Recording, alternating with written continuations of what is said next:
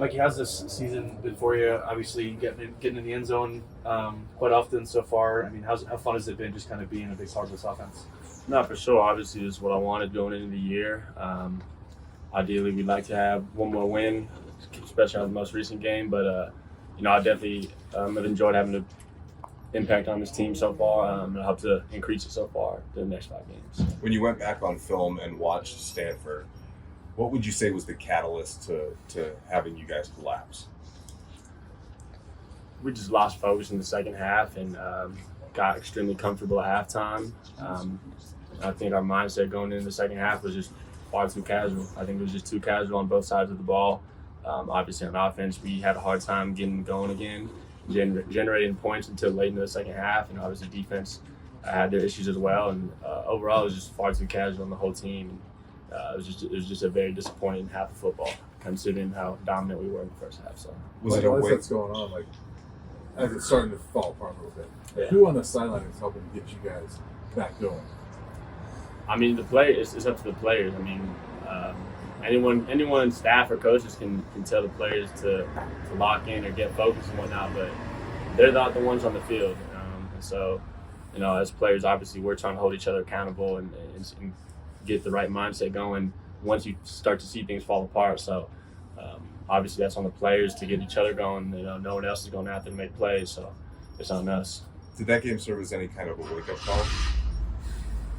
Yeah, I mean, obviously when something like that happens, it's a wake-up call for everybody. But I think the biggest thing was that we just had a hard time putting 2 full halves of football together, and that was a perfect game for us to get that going and play 2 strong halves of football, and we weren't able to do it. So obviously that's still something we're looking to capitalize on moving forward. Can't be casual this week against UCLA. What stands out to you about their defense?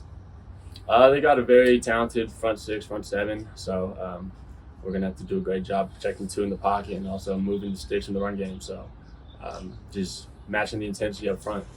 The game's going to be one in the trenches. So. What would you say is the mood in the locker room this week, coming back from the bye week and after that loss? It's been positive. I think Coach Prime's done a really good job of projecting the positivity, like carrying it from the first half. Obviously, second half, it is what it is just in the past.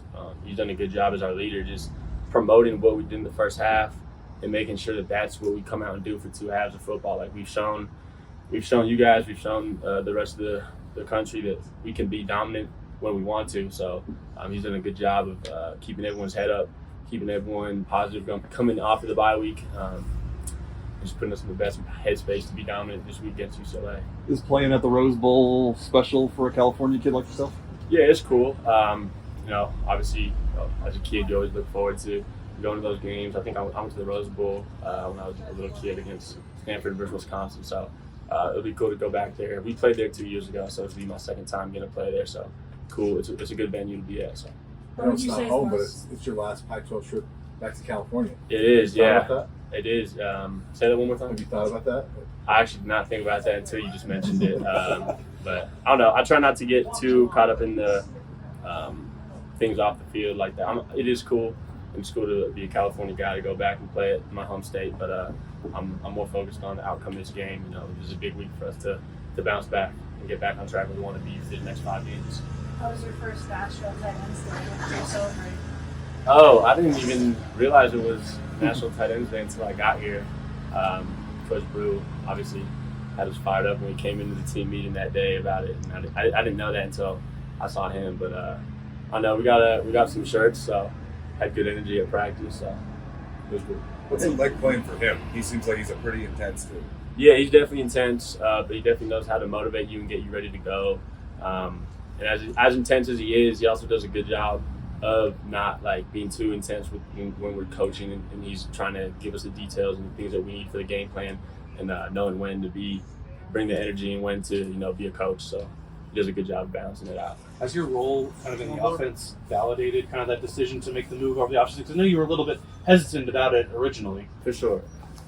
Yeah, I mean, obviously, I feel like as a player, you think you want to have the confidence that you can go into any position and make an impact. And it's just so happened to be a tight end this year, which I'm very blessed to have the opportunity to be on the field at that position. And I guess to me, it's just validated that I'm someone that can go in and have an impact on the game, no matter what position I'm at. Michael, can you talk real quick about Caleb? And he actually got in there, got a 2-point conversion. How's he coming along? He's coming along really well. It was good to see him get in there and get that. Obviously, me and him split the reps a little bit this season, so it was just, as a teammate, it was great to see him get in the end zone. So, yeah. All right, thank you, Mikey. Yeah, thank you guys. Thank you.